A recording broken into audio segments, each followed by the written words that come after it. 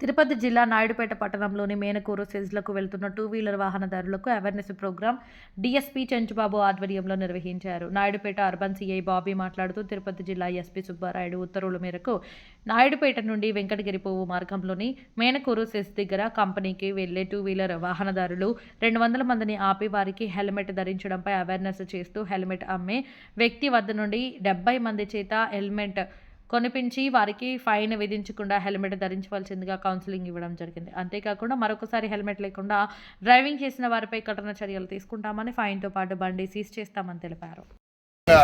మా యొక్క గౌరవనీయులైనటువంటి తిరుపతి ఎస్పీ గారు Subbarayudu sir instructions, Naidupeta DSP గారి యొక్క ఆధ్వర్యంలో no helmet no entry, no helmet no more life అనేటువంటి ప్రోగ్రామ్ని కండక్ట్ చేయడం జరుగుతుంది నాయుడుపేట పోలీస్ తరఫున. దీనిలో భాగంగా ఈరోజు ఉదయం ఆపడం జరుగుతుంది.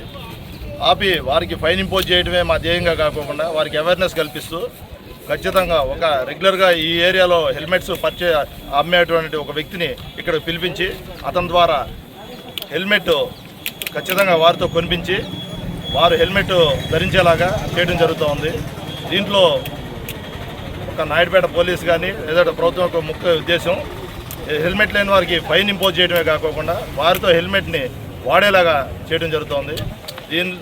ఈ విధంగా ప్రతి ఒక్కరూ హెల్మెట్ని ధరించి వారి యొక్క ప్రాణాలను కాపాడుకోవాలని చెప్పేసి నాయుడుపేట పోలీస్ తరఫు నుంచి విన్నవించుకుంటామండి.